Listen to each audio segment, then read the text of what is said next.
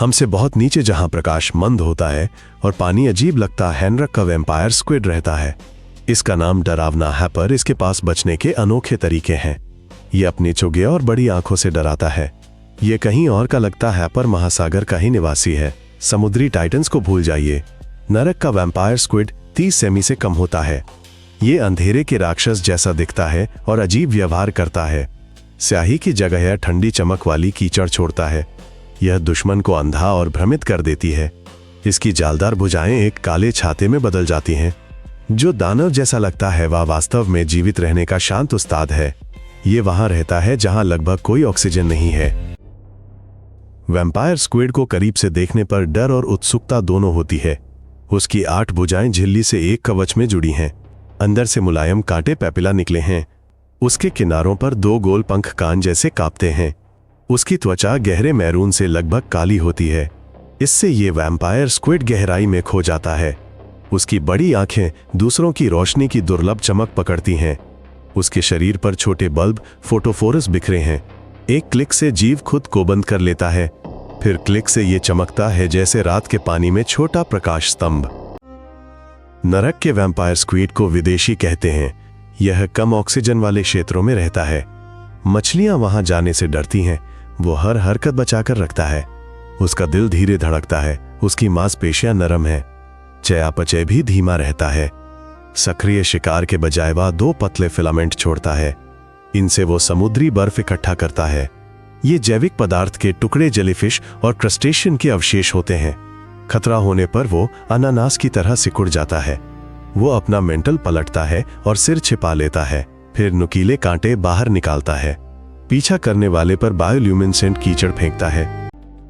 Vampire squid का घर गहरे उष्णकटिबंधीय और समशीतोष्ण महासागरों में है। ये सतह से सैकड़ों मीटर नीचे है। वहां ठंड है, शांति है और ऑक्सीजन भी कम है, लेकिन वहां प्रतिस्पर्धी बहुत कम मिलते हैं। वैम्पायर स्क्विड पंखों को पैराशूट सा फैलाकर तैरता है। ये लगभग स्थिर रहता है। ऊपर से धीरे धीरे गिरने वाली चीजों को धैर्य से पकड़ता है। ये तरीका इसे तेज शिकारियों से बचाता है। फोटोफोर की चमक से ये तुरंत अंधेरे में घुल जाता है।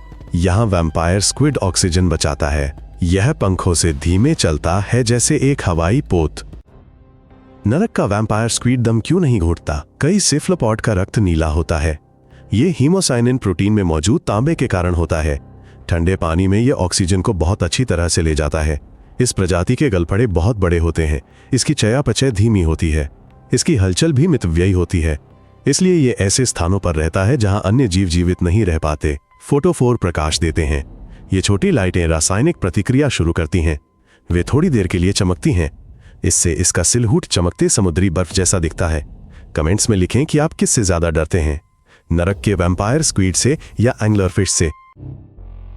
नरक का वैम्पायर स्क्विड खून नहीं पीता। वो इंसानों पर हमला नहीं करता। वो शायद ही कभी शिकार करता है। उसका नाम झूठा है। लैटिन शब्द इन्फर्नालिस उसे गहरे लबादे और लाल रंग के कारण मिला। शुरुआती तस्वीरों ने उसे एक दानव की पहचान दी, पर उसके डरावने करतब सिर्फ बचाव हैं। वो अनानास जैसी मुद्रा बनाता है, चमकने वाला बलगम छोड़ता है, अचानक अपने फोटोफोर बुझा देता है, फिर वो आंखों के सामने गायब हो जाता है। गहरे समुद्र में ये वैम्पायर स्क्विड छिपना पसंद करता है। वो लड़ाई नहीं चुनता। ये किसी भी ताकत से बेहतर काम करता है। वैम्पायर स्क्विड का वर्णन 100 साल पहले हुआ।